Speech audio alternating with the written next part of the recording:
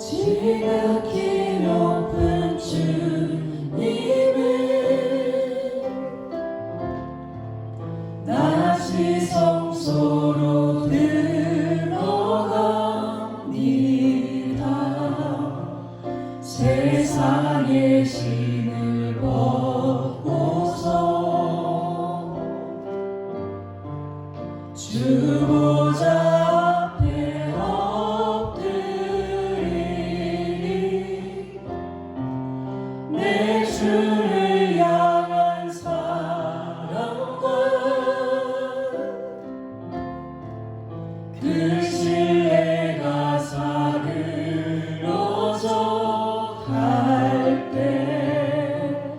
하늘로부터 이곳에 장관이 덮이네.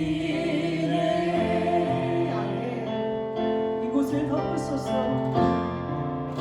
이곳을 덮으소서. 이곳을 비추소서. 내 안에 무너졌던 모든 소망 다 회복하리니 이곳을 지나소서. 이곳을 지나소서. 이곳을 만지소서. 이곳을 만지소서. 내 안에 죽어가는 모든 예배 다 살아나리라. 아멘. 지극히 높은 주님의 지극히 높은 주님을 다시 성소로 들어갑니다. 세상의 신을 덮고서 주 보좌 앞에 엎드리니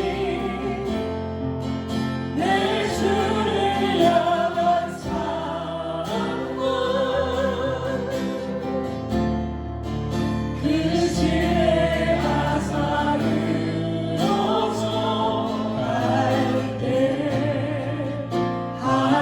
하늘로부터 이곳에 장관이 덮이네. 이곳을 덮으소서. 이곳을 덮으소서.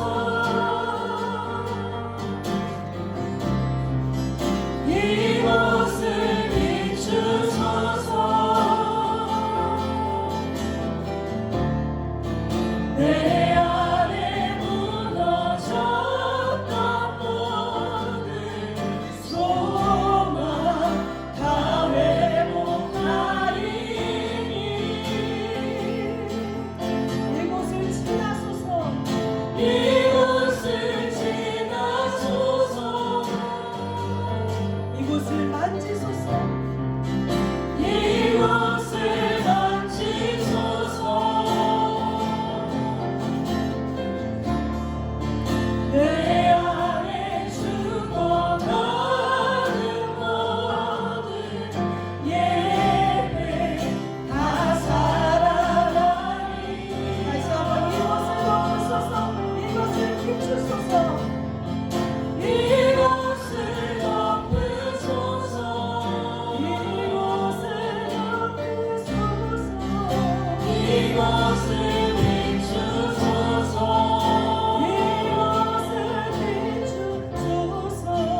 내 안에 무너졌던 모든 소망 다 회복하리니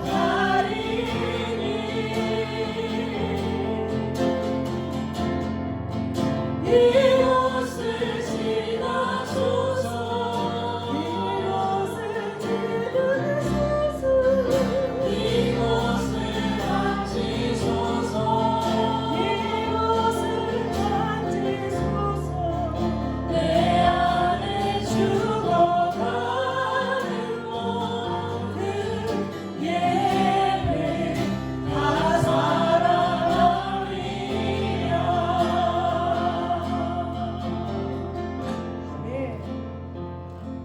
여러분에게 우리 하나님이 전능하신 하나님이십니까?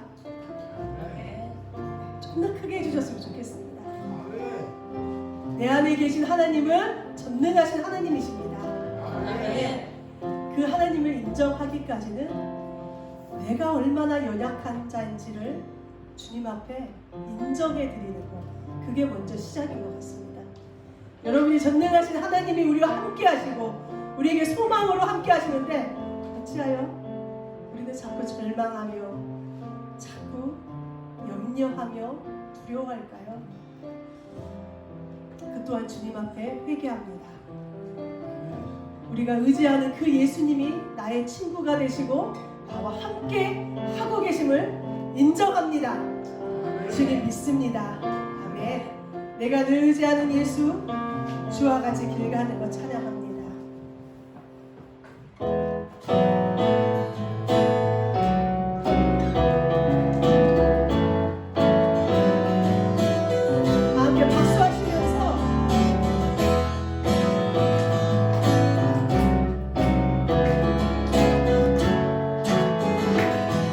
주와 같이 길 가는 것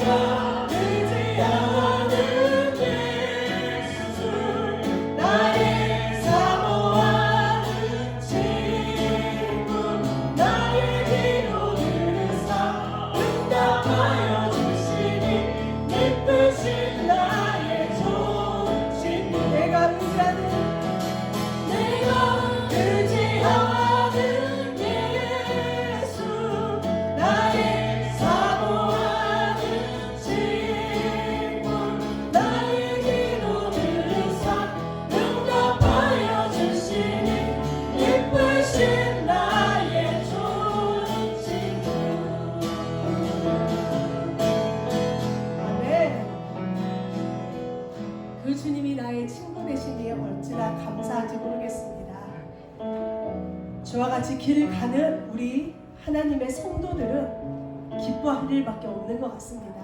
오늘 그 시편 말씀 제가 처음 기도 들어가기 전에 잠깐 제가 말씀드렸던 게 주께 피하는 모든 사람은요 다 기뻐한답니다. 주의 보호로 말미암아 영원히 기뻐 외치고 주의 이름을 사랑하는 자들은 주를 즐거워하리이다. 아멘. 즐거워하고 기뻐할 일밖에 없습니다. 주님의 임재와 그 주님의 충만하심이 우리에게 가득할 때 우리의 모든 어둠이 떠나가고 슬픔과 아픔과 두려움들이 떠나갈 줄 믿습니다. 아멘. 마지막 찬양합니다.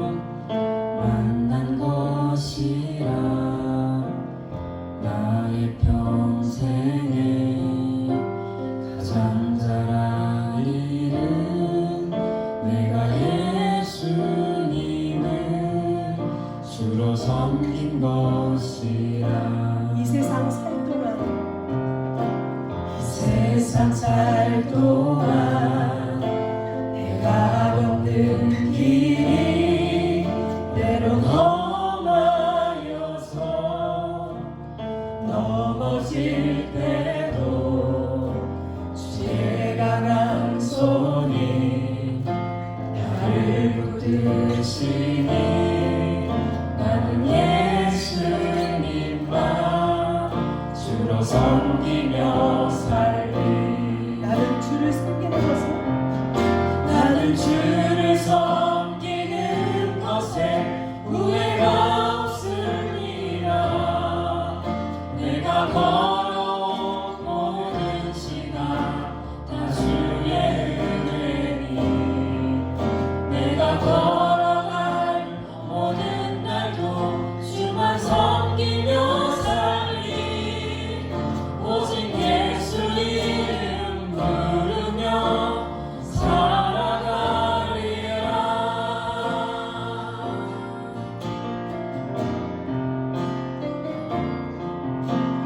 세상 살 동안 내가 걷는 길이 때론 험하여서 넘어질 때도 주의 강한 손이 나를 붙드시니 나는 예수님만 주로 섬기며 살리. 나를 주를 섬기는 나는 주를 섬기는 것에 후회가 없으리라. 내가 걸어온 모든 시간 다 주의 은혜니 내가 걸어갈 모든 날도 주만 섬기며 살리. 오직 예수 이름 부르며 살아가리라. 이것이 나의 간증이요 이것이 나의 찬송일세. 나 사는 동안 끊임없이 구주를 찬송하리로. 다시 한번 찬양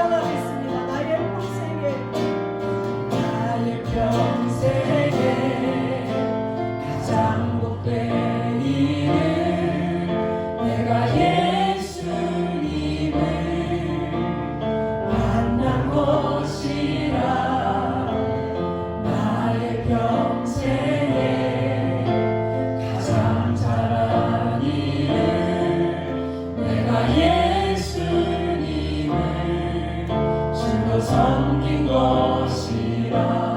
이 세상 살 동안 이 세상 살 동안 내가 걷는 길이 때론 험하여서 넘어질 때도 주의 강한 손이 나를 붙드시니 나는 예수님만 주로 섬기며 살리. 나는 주를 섬기는 나는 주를 섬기는 것에 후회가 없습니다. 내가 걸어온 모든 시간 다 주의 은혜니 내가 걸어갈 모든 날도 주만 섬기며 살리. 오직 예수 이름 부르며 살아가리라. 이것이 나의 간증이요 이것이 나의 찬송일세. 나 사는 동안 끊임없이 구주를 찬송하리로다. 이것이 나의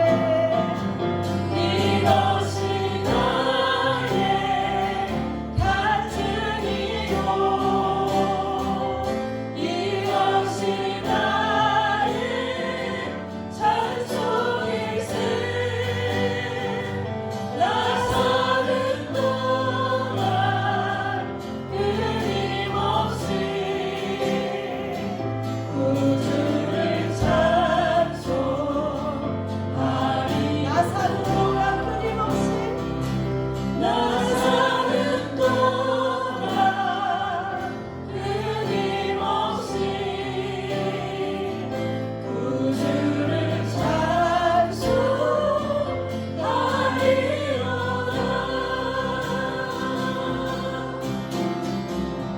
아멘. 제목이 무엇이죠? 미혹을 분별합시다인데요. 미혹이란 마음을 흐리게 하여 잘못된 길로 빠지게 하는 것을 의미하죠. 마음을 흐리게 하여 잘못된 길로 빠지게 하는 것, 그것이 바로 미혹이에요.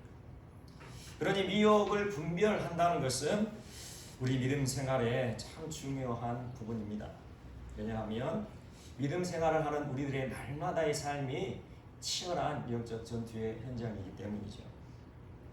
악한 마귀와 그를 따르는 악한 영들은 하나님의 사랑 안에 거하며 하나님 나라를 향해 나아가는 하나님의 백성들을 결코 내버려 두지 않습니다. 하나님의 백성들을 끊임없이 미혹하여 하나님의 백성들의 마음을 흐리게 하고 무엇이 진리인지 헷갈리게 하고 그래서 믿음이 아닌 잘못된 길로 가게 만들기 때문입니다.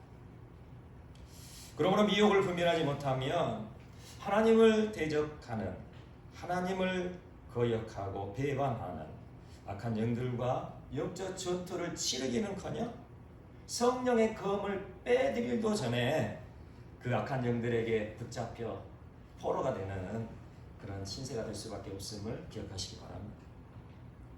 미혹을 분별하는 것이 이처럼 중요한 거예요. 이처럼 무시무시한 미혹은 악인들을 통하여 오기도 하지만 참으로 우리가 신뢰할 만한, 우리가 존경할 만한 인격을 가진 사람들을 통하여서도 다가올 수 있는 것이니 이 미혹을 분별하는 것이 참 어렵죠. 만약 사기꾼으로 알려졌고 또 이단을 신봉하고 있다고 알려진 사람이 만약 나에게 이야기를 한다면 굉장히 신경을 많이 쓰겠죠. 저 사람 말이 옳은가? 그리고 저 사람 말이 정말 진리인가? 그렇게 신경 쓰고 대처하는 노력을 하게 될 것이니 그만큼 그 사람의 말을 분별하기가 쉬울 거예요. 그런데 아주 고매한 인격을 가지고 게다가 사람들에게 존경을 받고 더욱이 탁월한 설교로 사람들의 마음을 매료시키는 분이 하는 이야기라면 옳은지 그른지 분별하기가 쉽지 않을 것입니다. 왜냐하면 사람들의 존경을 받고 훌륭한 설교자라는 명성으로 인하여 그분이 하는 말은 옳을 거야 라는 선입견이 무의식적으로 내 마음에 잠재되어 그의 말을 분별하려는 노력도 없이 무조건 그의 말을 받아들일 가능성이 많기 때문이죠. 그래서 오늘은 이러한 심각한 문제를 함께 우리가 나눠보며 우리의 믿음을 다시 한번 올바로 세워가기를 바라는 마음으로 이 말씀을 전하도록 하겠습니다. 솔직히 제가 오늘 미혹을 분별합시다 라는 주제로 말씀을 전해야 하겠다는 마음을 갖게 된 것은 2주 전에 우리 여성교회 소그룹 모임에서 나누게 되었다는 하나의 설교 내용을 전해 들었기 때문입니다. 그 설교 내용을 저에게 전해준 것은 아마 담임 목회자인 저의 의견을 듣고 싶어서 그럴 거라 생각 들었어요. 그리고 또한 그에 대한 대답을 오늘 할 것인데 굳이 주일 예배 설교로 그 대답을 하는 것은 그만큼 이 대답이 우리 믿음에 중요한 영향을 미칠 수 있기 때문이죠. 오늘 보면 17절입니다. 우리 함께 말씀을 보도록 하겠습니다. 17절입니다. 우리 함께 읽겠습니다. 시작.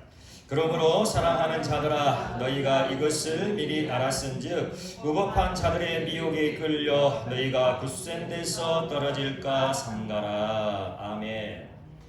우리가 미혹을 분별하지 못하면 우리의 굳센 믿음이 속절없이 무너지고 떨어질 수 있다는 사실을 우리는 명심해야 돼요. 지금 이 시대는 수많은 설교와 성경 공부 동영상들이 나돌아다니고 있죠. 이러한 상황에서 무조건 동영상 보면 안 됩니다. 그렇게 권면하는 것은 무책임한 일일 것입니다. 그래서 오늘 몇 개의 설교 동영상 내용을 통하여 담임 목회자로서 우리 교우들이 어떻게 분별해야 하는지에 대해 올바로 가르쳐야 할 책임을 느꼈기에 오늘 말씀을 준비하며 전하게 되었습니다. 제가 2주 전에 들었던 이야기가 무엇이냐면 어느 집사님이 유튜브 동영상 설교를 통하여 우리가 흔히 주여 삼창하고 통성하는 기도에 대하여 어느 목사님이 설교하시는 내용을 들었다는 것입니다. 이 설교 동영상은 이미 유튜브에 다 공개가 되어 있고 이후에 나눌 주제에 대해서도 유튜브 동영상에 다 공개가 되어 있기에 해당 설교 영상의 설교자가 누구신지 밝히고 말씀을 전하겠습니다. 해당 설교 영상의 설교자는 백준영 기념교회에서 은퇴하신 이재철 목사님이시죠. 이재철 목사님 아마 교회 다니시는 분들이라면 대부분 아실 만큼 유명한 목사님이세요. 저도 신대원을 다닐 때에 존경했던 목사님들 중에 한 분이셨습니다. 그럼에도 불구하고 오늘 제가 이재철 목사님의 설교들에 대해 반론할 수밖에 없는 것은 이재철 목사님의 의중과 다르게 곡해하여 받아들이는 교인들이 분명 있을 것이고 또한 이재철 목사님의 설교를 제대로 분별하지 못하고 무조건 받아들이는 오류를 범해 올바른 믿음으로 나아가지 못하고 갈팡질팡하는 혼선을 야기할 수 있겠다 생각되었기 때문입니다. 제가 전해드린 그 설교는 주여 삼창하는 기도에 대한 설교예요. 하인의 병을 고쳐주시라고 예수님을 찾아온 백부장에 대한 설교를 하시면서 이 이야기를 하신 거예요. 한번 이 설교 내용을 제가 말씀하신 그대로 제가 한번 들려드릴 테니까 한번 들어보십시오. 흔히 한국 교인들이 말입니다. 통성으로 기도할 때 주여 삼창하고 기도합니다. 왜 합니까? 소리를 내서 주여 주여 주여 3번을 불러야 주님이 오시는 거예요. 무당이 북치고 무슨 방울을 치고 해야 귀신이 오는 거하고 똑같습니다. 주여 삼창을 해야 그 주님이 주무시다가 겨우 너희들 무슨 기도하니 들으시는 거예요. 이 백부장 보세요. 안 오셔도 됩니다.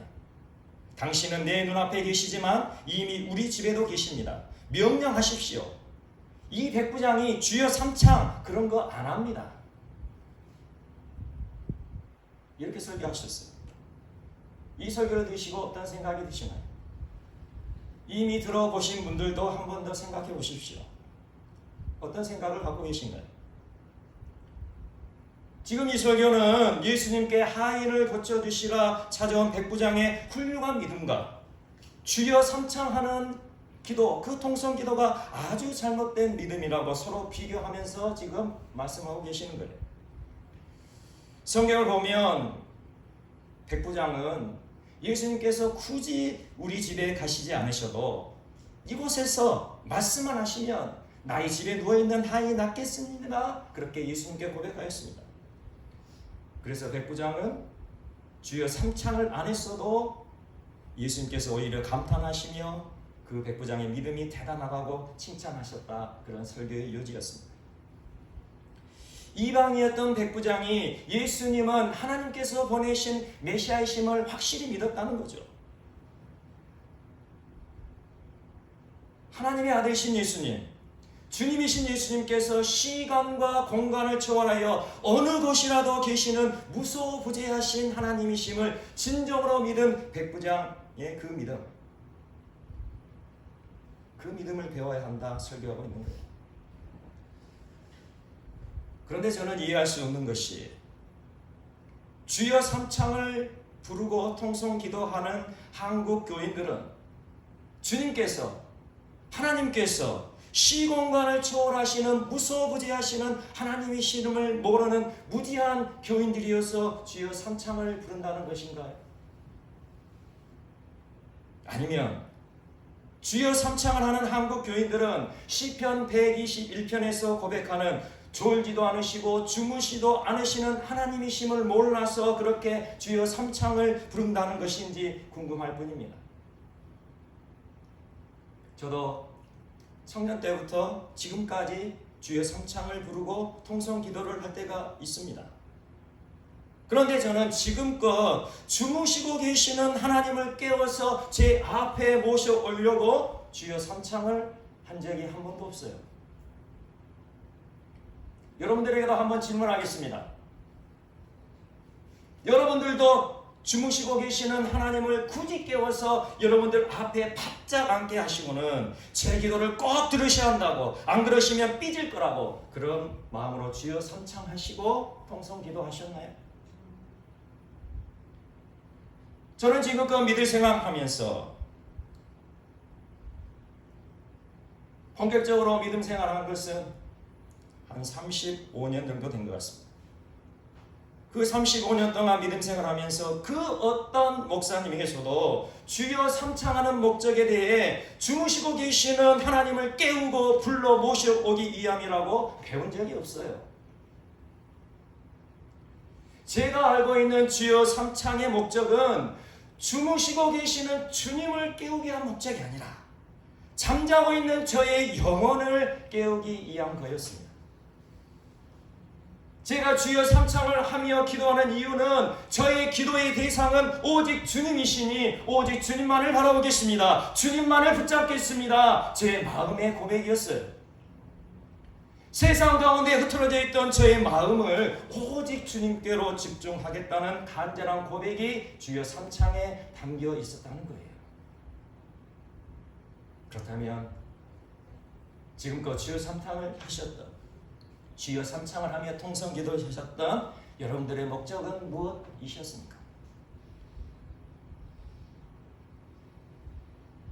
혹시라도 무당이 귀신 부르듯 주무시고 계시는 하나님을 깨우고 부르기 위해 주여 삼창을 하셨다면 하나님께 참으로 회개할 일이죠. 하지만 과연 얼마나 많은 한국 교인들이 무당이 귀신 부르듯 주여 삼창하고 기도하였을까 선물조사라도 하고 싶은 마음이 제 마음에 있습니다. 얼마나 많은 한국 교인들이 무당이 귀신 부르듯 그렇게 주여 삼창을 하였을까요? 대부분 저와 같은 그런 마음으로 주여 삼창을 하며 하나님께 자신의 마음을 드리며 그렇게 간절히 부르짖고 기도했을 것이라 생각됩니다. 이재철 목사님 덕분에 저뿐만 아니라 주여 삼창을 하였던 그런 분들이 절제무당이 되어버렸지만 제가 곰곰이 생각해보니 통성 기도할 때 주님께 드려진 주의 삼창의 의미를 다시금 되새겨 볼 수 있는 좋은 시간이 되었던 것 같습니다. 그렇게 되새기며 앞으로 주님의 이름을 부를 때는 정말 더 간절함으로 주님의 이름을 부르며 주님께 엎드려 부르짖어야 됐다는 마음을 갖게 되니 더 감사하게 되었죠. 이 자리에 함께하는 우리 모두도 주님의 이름을 부르며 기도할 때에 더욱더 진실한 내 영혼의 고백으로 주님의 이름을 부르시기를 소망합니다.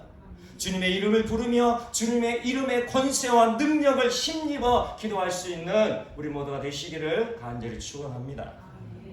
제가 이렇게 주여 삼창에 대한 이재철 목사님의 동영상을 직접 듣기 위해 다른 분의 그냥 말만 전해 듣고 함부로 말할 수 없는 거잖아요. 그래서 직접 동영상을 보기 위해 유튜브를 검색해 볼 때에 또 다른 설교 영상 하나가 제 눈에 띄었습니다. 그것은 예배당을 청소하고 장식하는 건 교회를 섬기는 게 아닙니다 라는 그런 제목을 달고 있더라고요. 혹시 보신 분이 계실지 모르겠지만 그 설교 내용을 또 한번 들어보십시오. 흔히 교회의 사랑이라고 하면 예배당에 나와서 예배당을 청소하고 강대상을 정성스럽게 닦고 꽃으로 예배당을 아름답게 장식하는 것을 연상합니다. 그것은 예배당 사랑이지 교회 사랑이 아닙니다. 예배당은 교회가 아니기 때문입니다. 이렇게 이재철 목사님이 설교하셨어요. 이렇게 설교하시면서 교회는 그리스도 안에서 성도라고 부르심을 받은 사람들의 모임이고 예수님을 주님으로 모시고 사는 성도들이 교회라 이렇게 설교를 이어가셨죠. 교회는 예배당이 아니라 예수님을 믿는 성도 곧 사람이라 설명하셨어요. 지극히 맞는 말씀이세요. 신약성경에서 말씀하신 교회는 이 예배당이 아니라 예수님을 믿는 한 사람 한 사람이 교회라고 말씀하고 계시기 때문이죠. 그런데 예배당은 예수님을 믿는 성도들이 모여 예배하는 장소이죠. 그래서 이재철 목사님이 이렇게 설교하시는 의미가 이해가 됩니다. 왜 이렇게 말씀하셨는지. 지금 현대 우리 한국 교회의 여러 모습을 보면 이 예배당 건물이 얼마나 크냐, 얼마나 화려하냐. 그렇게 예배당 건물이 교회라는 이름으로 하나의 우상이 되어가는 그 병폐에 대해 아마 지적하고 싶으셔서 그렇게 말씀하신 것이라 이해가 됩니다. 진정한 교회 사랑에 대해서도 이야기하고 싶은 것도 충분히 이해가 됩니다. 그렇다고 해서 예배당에 나와서 예배당을 청소하고 강대상을 정성스럽게 닦고 꽃으로 예배당을 아름답게 장식하는 것은 예배당 사랑이지 교회 사랑이 아닙니다. 이렇게 설교하는 것이 과연 옳을까요? 어떻게 생각하시죠? 이재철 목사님의 이 설교에 아멘 하시겠습니까? 예배당은 교회가 아니에요. 건물은 교회가 아니에요. 맞는 말씀이에요. 그렇다고 예배당에 와서 예배당을 청소하고 강대상을 정성스럽게 닦고 꽃으로 예배당을 아름답게 장식하는 것이 과연 예배당 건물을 사랑하는 것일까요? 한번 생각해 보십시오. 어떤 사람이 길을 가다가 어떤 건물을 봤는데 저 건물 정말 예쁘네. 내가 가서 꽃으로 장식해서 더 예쁘게 해야지. 그렇게 가서 꽃장식하는 사람 있나요? 또 어떤 사람이 걸어가다가 건물 보니까 저 건물 멋지네. 내가 더 멋지게 청소해 줘야지. 그렇게 그 건물 들어가서 청소할 사람 있나요? 누군가 그 건물에 들어가서 꽃으로 장식하고 청소한다면 분명한 그 이유가 있지 않겠습니까? 예배당이 건물이기는 하지만 예배당은 교회로 부름받은 성도들이 모여 예배하는 특별한 장소임에는 확실하죠. 분명히 세상과 구별된 거룩한 장소가 예배당이에요. 예배당은 어떤 한 사람이 이것이 거룩한 것이라 그렇게 한 것이 아니라 모든 믿음의 공동체가 한 마음으로 하나님을 예배하는 거룩한 장소로 인정하는 곳, 그것이 바로 예배당이죠. 그러니 특별한 것이고 거룩한 장소죠. 그러므로 거룩한 예배당을 청소하고 말씀을 선포하는 강대상을 정성스럽게 닦고 하나님을 예배하는 예배당을 꽃으로 아름답게 장식하는 것을 예배당 건물 사랑이라고 말할 수 있을까요? 우리가 흔히 교회 사랑이라 이렇게 말은 합니다. 그런데 이 교회 사랑이라고 말하는 것이 정말 예배당 건물을 사랑하는 것인가요? 우리가 흔히 교회 사랑이라 하면 이런 의미일까요? 우리가 교회 사랑이라 말할 때는 교회의 머리 대신 주님을 사랑한다라는 그 의미일 것입니다.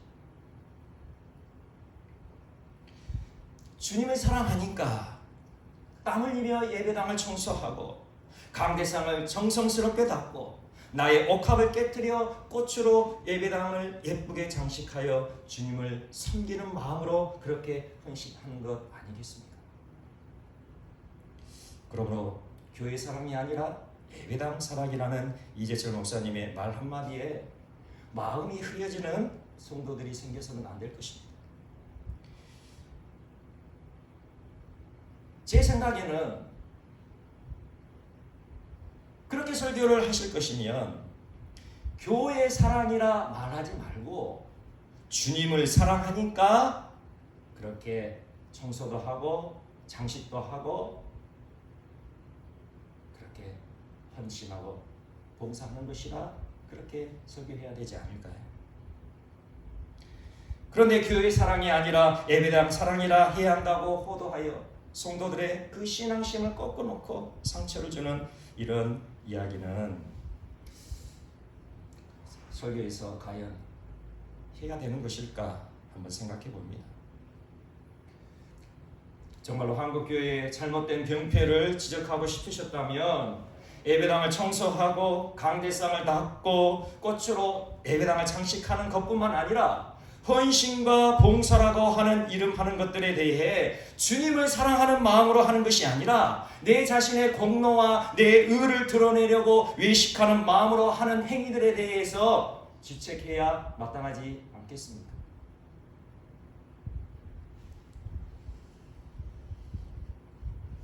마지막으로 한 가지 더 말씀드리고 싶은 것은 우리의 예배에 대한 것입니다. 코로나가 한창 성행이던 2년 전에 이재철 목사님은 온라인 비대면 예배가 우리 한국 교회를 향한 제2의 종교 개혁이라고 주장하신 적이 있었습니다. 이러한 주장 역시 예배당 건물이 우상이 되는 참으로 그 병폐를 지적하고 싶으셔서 그렇게 이해하신 것 같아요. 한마디로 교회 건물 중심의 예배가 아니라 교회인 사람 중심의 예배를 드려야 한다는 주장이었다는 거죠. 이에 대한 근거의 말씀으로 요한복음 4장에서 예수님이 사마리아 여인에게 말씀하신 내용을 인용하셨죠. 예수님께서는 그 사마리아 여인에게 그리심산, 사마리아에 있는 그리심산에서도 말고 유대에 있는 예루살렘에서도 말고 하나님은 영이시니 예배하는 자가 영과 진리로 예배할지니라 말씀하셨다 하시면서 비대면 온라인 예배가 우리 한국교회를 개혁할 가장 좋은 방법이다. 그런 식으로 주장을 하셨습니다. 예수님께서 말씀하신 영과 진리로 예배하는 의미가 과연 온라인으로 예배하는 것을 말씀하신 것일까요? 예배당 건물에 모여 이렇게 예배하면 영과 진리로 예배할 수 없는 것일까요? 2년 전에 그 동영상을 다시 보고 정확하게 말씀을 드려야 하겠기에 유튜브에서 찾아봤는데 웬일인지 검색이 되지 않았어요. 그래서 그 이후에 아마 인터뷰를 하신 것 같은데 그 짧은 영상이 있어서 그 영상을 근거로 한번 제가 반론을 해보겠습니다. 그 인터뷰에서의 그 주장은 무엇이냐면 앞으로의 우리 시대가 온라인 시대로 바뀌어질 수밖에 없다는 거예요. 이것은 누구나 다 예측하는 것이죠. 지금 얼마나 시대가 빨리 바꿔집니까? 이렇게 우리의 시대가 온라인 시대로 바뀌어질 수밖에 없다면서 우리 청소년들, 청년들 봐라. 다 스마트폰만 바라보고 있지 않느냐. 그렇게 살고 있는데 아빠 따라 교회 가서 예배 드리자 하면 과연 애들이 따라오겠느냐. 미래를 준비해야 된다. 목회, 패러다임을 전환해야 된다. 그렇게 주장을 하시더라고요. 요즘은 이제 시대가 바뀌었으니 시대에 맞추어 예배해야 한다는 거예요. 인공지능, 로봇, 온갖 과학기술들이 급속도로 지금 발전해 가고 있죠. 그러니 그 발전되는 시대에 따라 우리의 예배도 바꿔져야 된다. 그렇게 말씀하고 있는 거죠. 하지만 아무리 시대가 바뀌어도, 아무리 시대가 발전하여도 바뀌어서는 안 될 것이죠. 진리의 말씀은 결코 바뀌어서는 안 되는 거예요.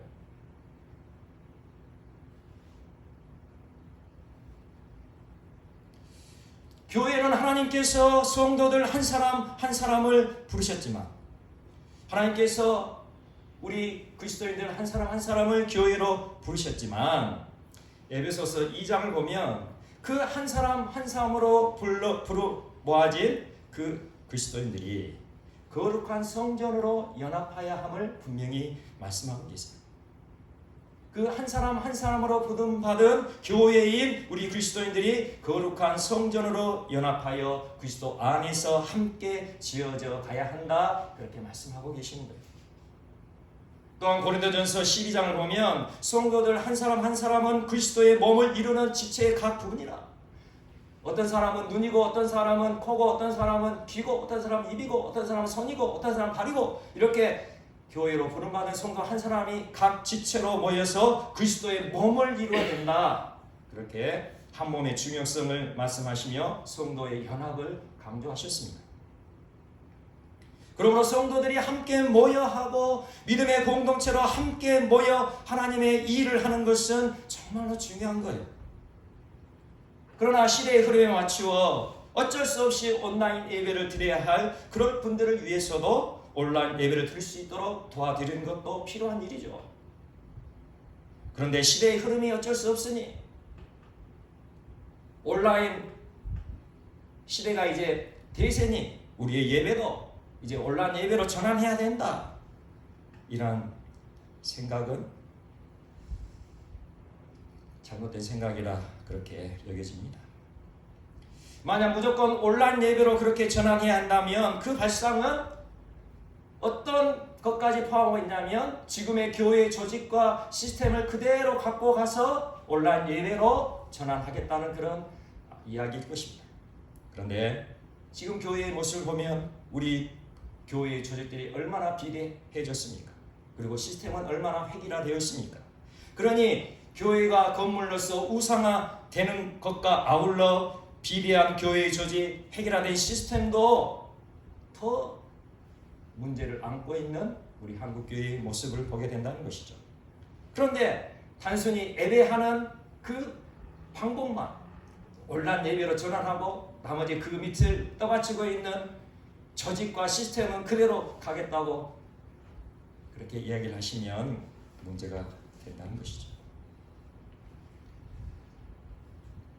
그러므로 지금의 시점에서는 예수님께서 말씀하신 것 같이 영과 진리로 예배하는 것이 무엇인가를 우리가 분명히 알고 영과 진리로 예배하며 그 예배를 통하여 진정으로 거듭난 성도들을 세워가는 것이 더욱 시급하고 중요한 일이라 생각되어집니다. 영과 진리로 예배한다는 것은 무엇일까요? 이 짧은 시간에 다 설명할 수 없지만 한마디로 영과 진리로 예배한다는 것은 진리이신 예수 그리스도 안에서 영적으로 우리 모든 성도들이 한 몸이 되어 하나님과 교통하는 예배가 되어야 함을 말씀하고 있을 것입니다. 그러므로 그 교회가 만약 20명이 모이는 교회이면 그 20명의 성도들이 함께 모여 한 몸을 이루어 예배해야 하는 거예요. 만약 그 교회가 100명이 모이는 교회이면 100명이 함께 모여 한 몸을 이루어 하나님께 예배하는 것이 마땅하다는 것이죠. 그런데 우리가 한번 생각해 봐야 할 것은 우리의 매일의 일상이 영적 전투라 그렇게 서두에서 말씀을 드렸는데 온수 마귀가 가장 극렬하게 우리의 마음을 흐려놓는 시간, 우리를 미혹하는 그 시간은 언제일까요?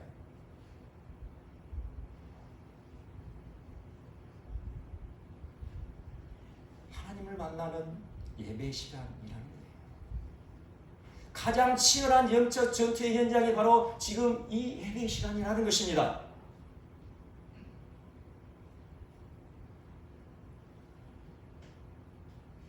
우리의 마음을 미혹하여 말씀을 듣지 못하게 하고 예배를 온전히 드리지 못하게 만드는 이 영적 방해가 가장 치열하게 벌어지는 시간, 바로 지금 이 시간이라는 거예요.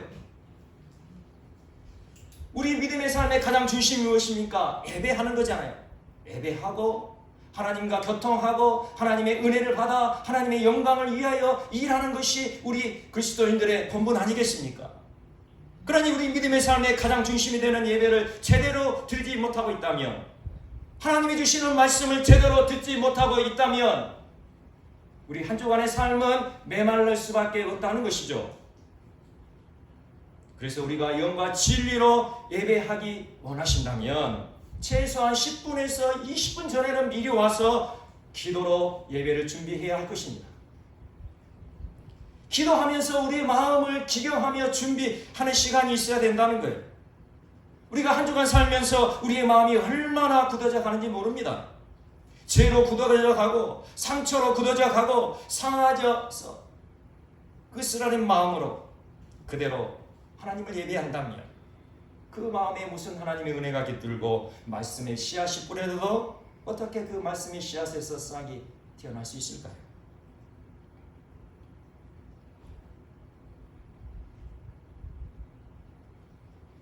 그리고 내 마음이 딱딱하게 굳어져 있는데 그 치열한 영적 전투가 벌어지는 이 예배 시간에 온수 마귀가 미혹하고 있는지 어떻게 분별할 수 있을까요? 그러므로 예배 전에 미리 와서 회개할 건 먼저 회개하고 하나님 앞에 온전한 예배를 드릴 수 있도록 내 마음이 열어질 수 있도록 말씀의 씨앗이 뿌려질 때에 그 말씀의 씨앗이 내 심령 깊이 심겨져 싹이 나고 열매 맺을 수 있는 은혜의 말씀이 될 수 있도록 그렇게 기도하며 준비해야 된다는 것입니다. 그렇게 기도가 끝나면 오늘 예배 순서를 주보를 통해 보시면 알잖아요. 그러면 오늘 부를 찬양은 무엇인지 그것을 한번 찾아보세요. 그리고 책가피를 해놓으세요. 그리고 가사라도 한번 읽어보시고 오늘 이 찬양을 부르는구나. 그리고 오늘 선포될 본문 말씀도 찾아서 한번 읽어보시고 오늘 주실 은혜를 사모하면서 묵상해 봐야 된다는 것이죠.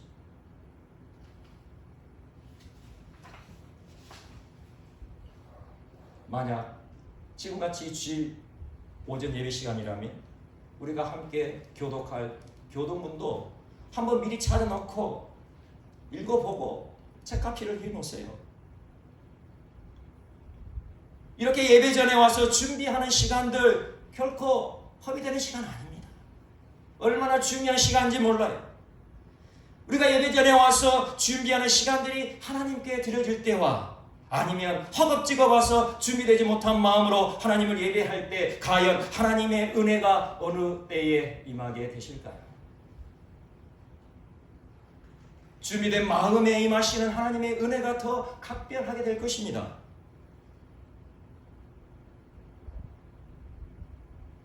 이렇게 우리가 예배를 준비해도 영적 전투는 계속 되어집니다. 우리가 예배드리는 중간중간 엉뚱한 생각들이 불쑥불쑥 튀어올 때가 얼마나 많아요.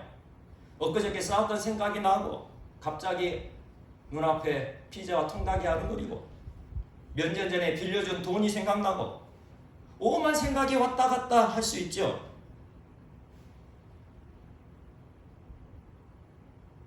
그 생각에 빠져들다 보면 하나님을 온전히 예배할 수 없어요. 또 어떨 때는 졸음이 막 쏟아져 옵니다. 잠이 와요. 어제 잠을 잤는데 예배를 드리고 말씀을 듣는데 졸음이 쏟아져요. 물론 몸의 컨디션이 안 좋아 1년에 한두 번은 졸음이 올 수도 있겠죠. 그러나 그것이 한 달에 한두 번 이상이 된다면 이것은 정말 나의 영적 상태를 점검해 봐야 할 것입니다. 예배 시간에 졸음이 쏟아진다는 것은 그것은 결코 내 몸 상태 때문에 그런 것이 아님을 기억하시기 바랍니다. 아무리 내 몸이 피곤해도 정말 하나님을 간절히 사모하며 하나님의 말씀을 온전히 사모하며 내가 하나님을 붙들겠습니다. 하나님의 그 살아계신 가운데 내가 있겠습니다. 하나님 임재 가운데 내가 있겠습니다. 그렇게 결단한다면 그 영혼은 깨어나게 될 것입니다. 그 몸도 깨어나게 될 것입니다. 만약 예배 시간에 잠이 오고 졸음이 쏟아진다면 영적 전투가 시작되었음을 인식하셔야 돼요. 내 몸이 피곤해서 졸음이 쏟아진 것 아니에요. 그러니 영적 전투가 시작되었음을 인식하시고 마음속으로 예수님의 이름을 선포하며 그 졸음을 물리쳐야 된다는 거예요. 그 졸음을 주는 그 근본이 무엇이겠습니까? 악한 마귀가 내 영혼을 사로잡아가기 위해서, 이 예배에 실패하게 만들기 위해서 그렇게 졸음을 주고 온갖 망상과 엉뚱한 생각들을 준 것 아니겠습니까? 그렇게 엉뚱한 생각이 올 때에도 예수님의 이름으로 선포하며 물리치세요. 졸음이 올 때에도 예수님의 이름을 마음속으로 선포하며 물리치세요. 그래도 졸음이 쏟아진다고요? 그러면 졸음이 떠나갈 때까지 계속 선포하십시오. 한 번, 두 번, 세 번, 몇 번만 해보세요. 예수 그리스도의 이름이 졸음, 마귀 그 하나를 물리칠 능력이 없단 말입니까? 예수 그리스도의 이름을 선포할 때에 그 모든 악한 계획에는 떠나가게 될 것입니다. 내가 정말 하나님을 예배하고 싶은 마음이 있는지, 정말 하나님께 내 마음을 전심으로 드리고 싶은 그 마음이 있는지가 중요한 것이죠. 그리고 예배 시간 중에는 왔다 갔다 하는 일이 별로 없어야 돼요. 특별히 찬양단 같은 경우에는 찬양하고 또 프로젝트 해야 되고 그런 사역 때문에 왔다 갔다 해야 할 일이 있겠지만, 저 예배실 밖으로 나갔다 왔다 그런 일들은 없어야 된다는 것이죠.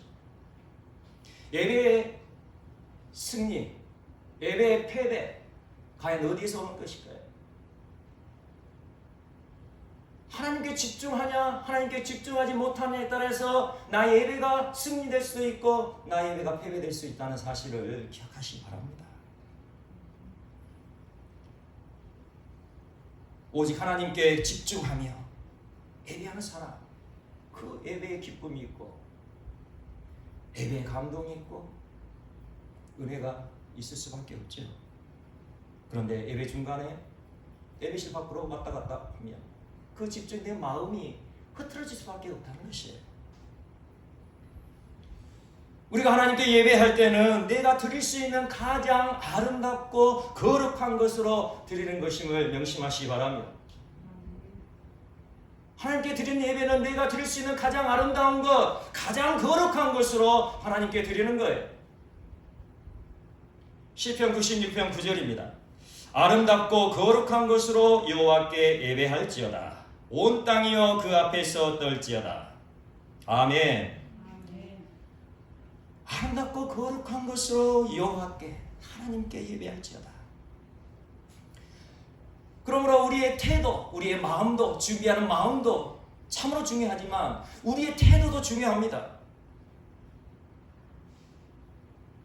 창조주 하나님, 존귀하신 하나님을 예배하는데 다리를 꼬고 예배를 한다든지 팔짱을 끼고 예배를 한다든지 그런 일이 있어서는 안 될 것입니다.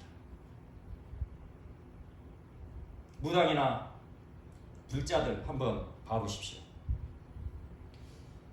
무당이나 불자들이 섬기는, 자신들이 섬기는 그 신상 앞에 지나갈 때 머리 꼿꼿하게 지나가는 그런 무당, 그 불자 보셨습니까?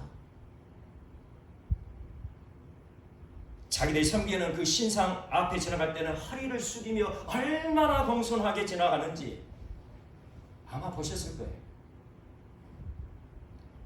그러한 우상들에게도 그렇게 공손하게 허리를 숙이며 그렇게 예를 다하는데 창조주신 하나님을 예배하는 우리들의 태도는 얼마나 공손하고 겸손해야 할까요? 그리고 마지막으로 또 한 가지 제가 고민하고 싶은 것은, 우리가 예배를 드리며 하나님의 말씀을 들을 때 설교하는 설교자를 주목하여 보시기를 바랍니다.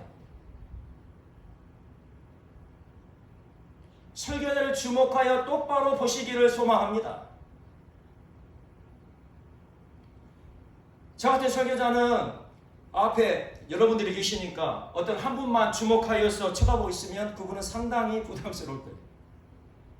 그러므로 설교자가 다른 데를 보고 있더라도 말씀을 듣는 여러분들은 설교자를 똑바로 보고 말씀을 들으셔야 서로 영적인 스파크가 일어나는 것이죠. 설교를 들으면서 아래를 보고 있거나 성경책을 보고 있거나 옆에를 보고 있으면 설교 말씀이 길어질지는 모르겠지만 그 말씀이 내 머리에만 머물게 될 것입니다. 영적인 교통이 일어나야 내게 들려진 그 말씀이 내 마음으로 내려올 것 아니겠습니까? 머리로만 머무는 말씀, 그 말씀은 아무 쓸모없는 말씀이에요. 어쩌면 그 말씀은 나의 교만을 부추기는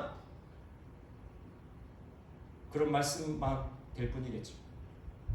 나의 귀를 크게 하고 내 정교적인 그런 지식만을 넓히는 그런 헛된 말씀이 될 것입니다.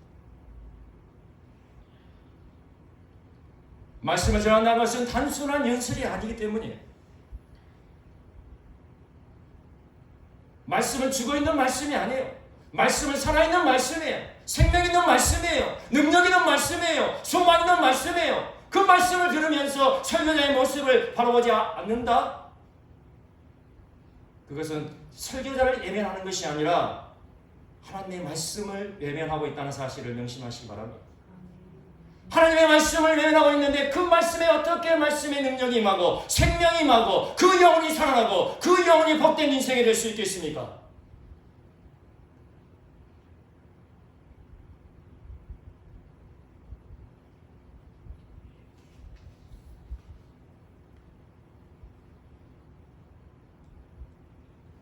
하나님의 말씀을 들을 때에 나의 태도가 중요한 것입니다. 그러니 내 마음을 항상 부드럽게 준비되어야 되는 거예요. 내 마음이 예배 전에 준비되지 않으면 우리의 시선은 다른 곳으로 향할 수밖에 없기 때문이죠.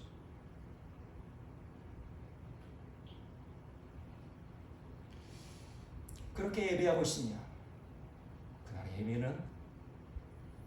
그날의 예배는 아무 의미가 없는 예배, 하나님과는 상관없는 예배죠. 그저 교회 의자만 따뜻하게 데펴놓고 가실 뿐입니다. 이처럼 우리의 마음을 흐리게 하고 어지럽혀서 우리의 믿음을 무너뜨리려는 미혹은 언제 어디서든 하나님을 예배하는 이곳에서도 그렇게 다가온다는 것을 우리는 알아야 합니다. 그래서 우리는 늘 우리의 마음을 정결하고 거룩하게 준비하고 있어야 된다는 것입니다. 오늘 본문 18절 말씀 우리 함께 보도록 하겠습니다.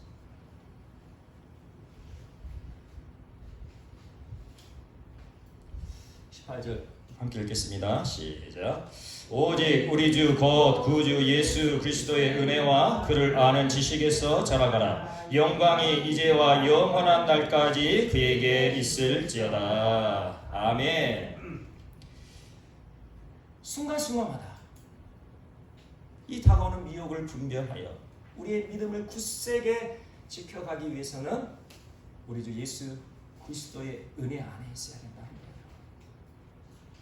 예수님의 그 십자가의 은혜 안에서 예수님을 더 바라볼 수 있는 우리 모두가 되시기를 간절히 소망합니다. 순간순간마다 내 생각, 내 감정이 앞세우지 말고 내 뜻, 내 계획, 내 감정, 내 생각을 앞세우지 말고 먼저 예수님을 기억하시고 예수님을 바라보시기를 바랍니다. 그렇게 우리가 예수님을 바라볼 때에 성령께서 우리에게 무엇이라 말씀하시는지 한번 귀 기울여 보세요. 그리고 성령께서 말씀하실 때까지 기다려 보세요.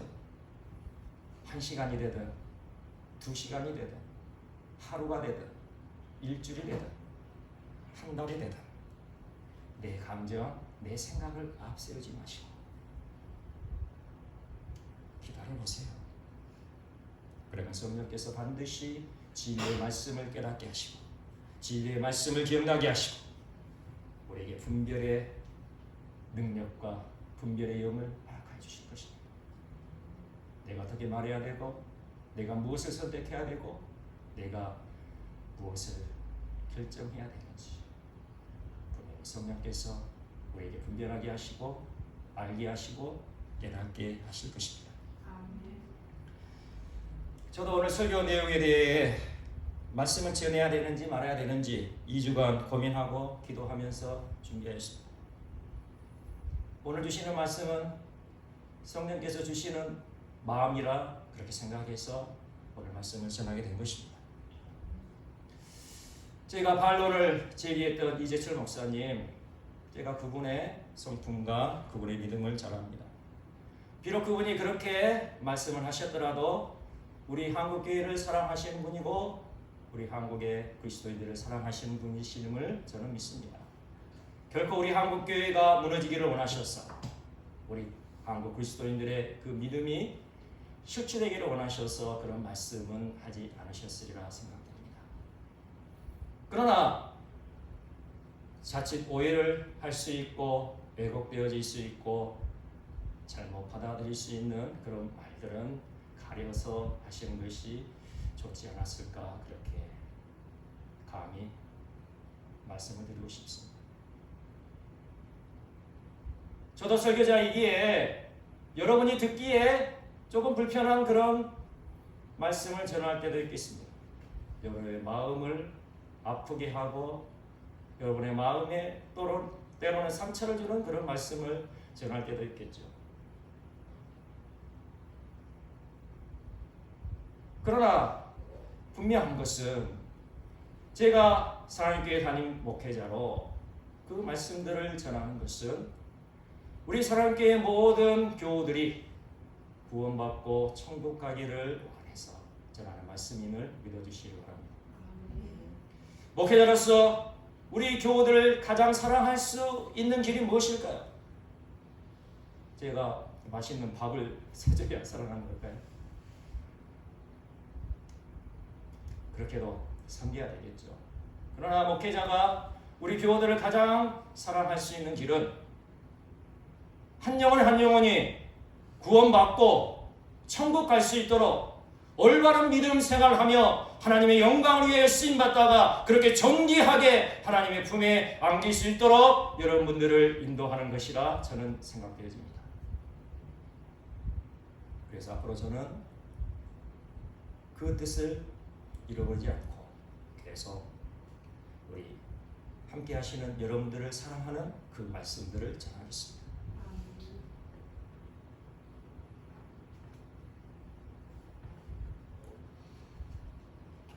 이렇게 잘못 왜곡되어질 수 있고 오해할 수 있고 분별하지 못하면 우리의 신앙이 실추될 수 있고 우리의 믿음이 굳센데서 떨어질 수 있는 이런 말씀들을 우리가 분별하지 못하고 무조건적으로 무의식적으로 받아들이면 우리의 신앙은 잘못된 길로 갈 수밖에 없습니다.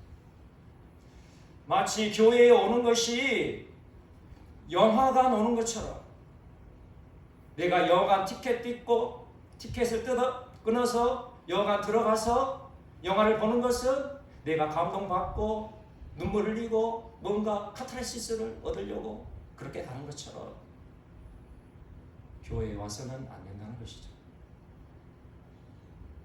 그리고 우리 교회가 친목 단체가 되어서는 안 될 것입니다. 서로 끼리끼리 어울려 교제하고 즐기고 마치 침묵개처럼 그렇게 살아가는 것 결코 교회에서의 옳은 모습이 아닙니다. 물론 그런 교제를 통하여 서로 마음을 하나 되고 위로하고 격려하는 일이 필요하죠. 그러나 그것이 목적이 되어서는 안 된다는 것이죠. 설령 우리가 그렇게 위로하지 못하고 격려하지 못할지라도 우리가 교회의 목적인 복음의 구축함으로써의 소명을 항상 우리의 마음속에 간직해야 할 것입니다.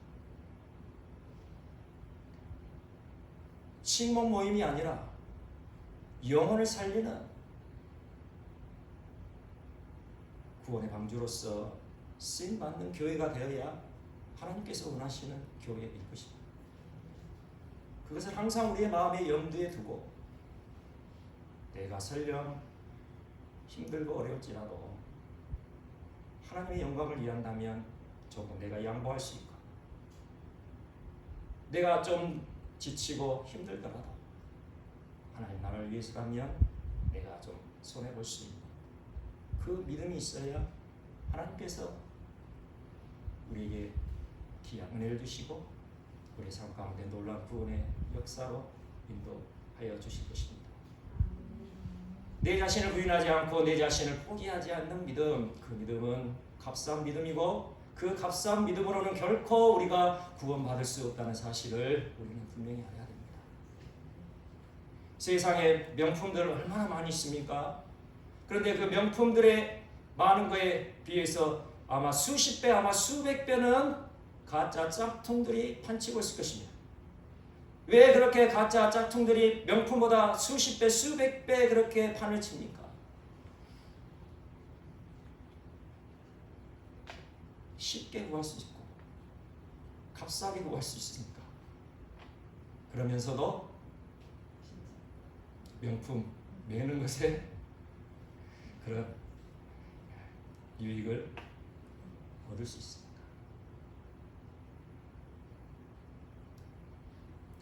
우리의 믿음이 그런 짝퉁 믿음이 되어서는 안 될 것입니다. 우리 일반 사람에게는 그 짝퉁들이 진짜처럼 보일 정도로 아주 정교하게 만든 짝퉁들도 있죠.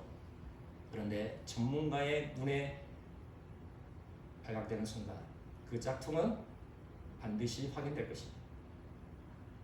그 짝퉁은 반드시 폐기 처분될 거예요. 우리의 믿음이 이 땅 가운데 살아갈 때에는 명품 믿음처럼 다른 사람들에게 보일지라도 천국의 주인이시고 참 신앙의 주인이신 예수님의 눈을 피해갈 수는 없죠.